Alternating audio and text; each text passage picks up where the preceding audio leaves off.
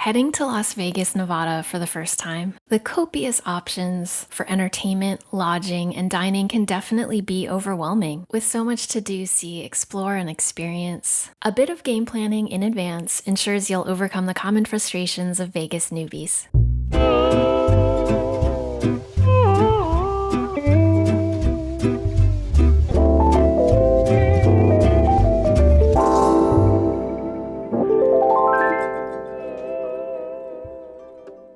Hey fellow travelers, it's Helen with Nicely Travel. If you're planning your first Las Vegas vacation, chances are you're grappling with a bit of decision fatigue. My goal with this video is to help you plan a trip you'll love while avoiding common pitfalls. If you find the info helpful, please hit the like button and consider subscribing. So let's jump in. Here are the 10 things first-time Las Vegas visitors should know. 1. Understand neighborhoods. Las Vegas is a city of vibrant neighborhoods with unique qualities. Of course, the strip along Las Vegas Boulevard is the heart of Vegas, known for glittering casinos, luxury hotels, and world-class entertainment. It's also where you'll find the city's most iconic landmarks like the Bellagio fountains, Eiffel Tower replica, and High Roller Ferris wheel.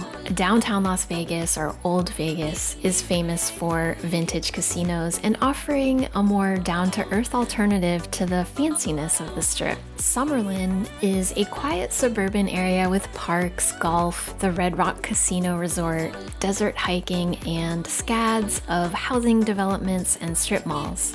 Henderson is a similarly quiet suburban city south of Vegas. In addition to housing complexes and strip malls, Henderson is also home to casino resorts like M Resort and Green Valley Ranch. Lastly, Boulder City offers a break from the hustle and bustle with its historic district and access to Hoover Dam and Lake Mead. 2. Stay on the strip for your first trip and be prepared to walk a lot. Most major strip attractions, casinos, restaurants, and shows are within walking distance of each other, so I strongly recommend staying somewhere on the strip for your first visit. It puts you in the heart of the action, and staying in one of the massive hotel casinos here is definitely an experience not to miss. You may be tempted by cheap nightly rates at off-strip hotels, but know that any potential cost savings can easily be eaten up by cab fares and excessive time spent commuting back and forth to the strip. And even if a hotel appears to be a short walk from Las Vegas Boulevard, distances can be deceiving in Vegas, and traversing strip-adjacent streets in the heat of the day or late at night is not for the faint of heart. For advice about exactly where to stay, check out my short video on the topic. You probably don't need to rent a car on your first trip unless you have a bunch of specific off-strip activities in mind. Driving is a pretty inefficient way to get around the strip because it's consistently bustling with heavy traffic, and some traffic lights on Las Vegas Boulevard present incredibly long waits, like I'm talking 10 minutes or more per cycle. Parking can be a hassle and added expense on the strip. Taxis and rideshares are available, of course, though keep in mind catching one can be time-consuming due to just the sheer number of people, surge pricing during peak times, and the fact that most Uber and Lyft pickup locations are typically not in a convenient location at the front of your hotel, but usually they'll be tucked away around back entrances or parking garages. In my opinion, a combination of walking and public transport are the best methods of getting around the strip. Definitely use the free trams. The Aria Express tram connects Bellagio, Aria, and Park MGM, and there are also trams between Mandalay and Excalibur and Mirage and TI. The Las Vegas monorail, while not free, is another convenient way to travel along the east side of Las Vegas Boulevard. It runs from the MGM Grand all the way to the Sahara. Walking between big casino hotels is made easier by these connector walkways, and also pedestrian bridges will save you from having to cross Las Vegas Boulevard at street level. Finally, remember that Vegas hotel casinos are absolutely huge. Just getting from street level entrances to restaurants and attractions inside can involve half-mile or longer walks. Because of this, I strongly recommend wearing flat, comfortable shoes. Otherwise, by the end of the night, you might find yourself walking barefoot with any high heels held in your hand. 3. Be flexible with dates for the best value. Nightly rates for Strip hotels vary wildly depending on the season and what events, concerts, and conferences are happening in town. Generally, weekends are always busier and more pricey than weekdays. If you can be flexible with your travel dates, you may be able to score a fantastic deal on a great hotel.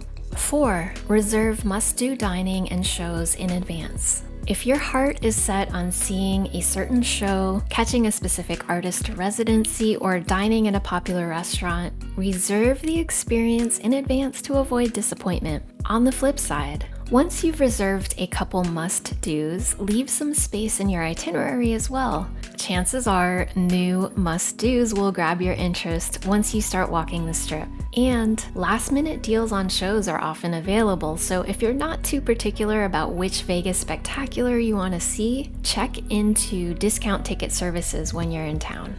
5.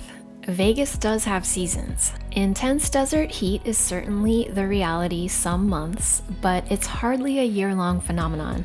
It rains and even snows in Vegas sometimes. Definitely pack warm layers in winter and possibly fall and spring too, because evenings and casino AC can be chilly. Now, when it actually comes to summertime, the heat and blazing sun are forces to reckon with. For summer stays, I suggest laying low indoors or poolside during the hottest hours of the day. Save walking the Strip for after dark. Also, keep yourself hydrated and moisturized in the extra dry air and wear sunscreen every day.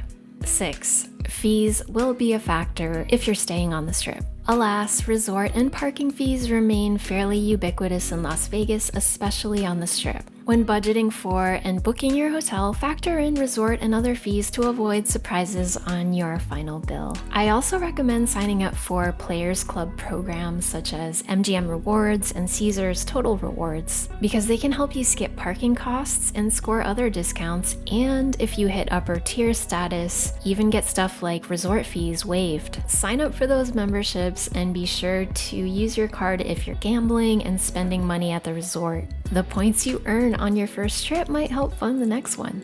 7. Stay safe when walking Las Vegas Boulevard. In densely populated cities, employing a bit of urban savviness is always a good call when walking around. The same goes for Las Vegas. Simply staying aware of your surroundings, sticking to well-lit areas, and making informed choices will help you avoid scams or unpleasant experiences. Be wary of people offering free tickets or tours. If a deal sounds too good to be true, it probably is. Go with reputable services for transportation, tours, and entertainment. Don't engage or take pictures with street performers, costumed characters, or showgirls unless you're prepared to tip them.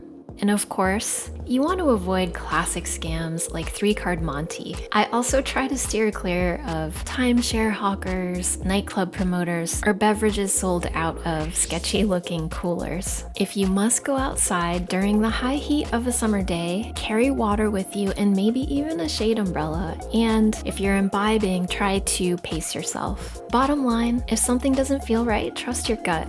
Ultimately, the goal is to have fun and enjoy your Las Vegas vacation.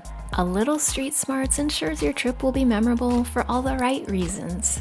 8. Check out downtown Vegas for at least half a day. Downtown or Old Vegas is the more seasoned, weirder, grittier counterpart to the Strip, offering an interesting change of pace. It's definitely worth at least a half-day excursion to go get a taste of vintage Sin City and round out your vacation experience. When in the area, check out Fremont Street Experience, which is a pedestrian mall spanning several blocks. It's fun to stroll and people watch and also hunt for gaming and food deals inside the old school hotel casinos around here like Golden Nugget, Four Queens, and more. The Neon Museum is another fantastic place to catch the old Vegas vibe downtown, while Downtown Container Park offers a taste of a newer Vegas locals scene. 9. Drugstores on the Strip are your friend. There are several drugstores like CVS and Walgreens dotted along the Strip. Do not overlook them. They are fantastic places to grab beverages, snacks, essentials, and even souvenirs at far better prices than you'll find inside your hotel or resort. And since it is legal in Las Vegas for adults 21 or older to drink from open containers in public, these stores definitely come in handy if you're seeking out a cost-effective adult beverage too. 10. Free entertainment is plentiful. The Vegas Strip is a treasure trove of fun, free activities for first-time visitors. There's the Bellagio Fountains and Conservatory, Wynn's Lake of Dreams, projections on the Sphere, street performances, not to mention the pool at your resort, table gaming lessons, endless window shopping, world-class people watching, and simply walking around, soaking in the vibrant atmosphere and dazzling neon lights. There's a ton to keep you occupied that does not require spending money. With so many free-to-do diversions available, I strongly recommend leaving slack in your itinerary for spontaneity. There's no need to fill your days with every popular paid tourist attraction. In fact, spending time in Vegas is super enjoyable when there's room for spur-of-the-moment exploration, whereas overbooked days can lead to a rushed and stressful feeling vacation and potentially missing out on unexpected delights. So take your time, be in the moment, and let the city reveal itself to you.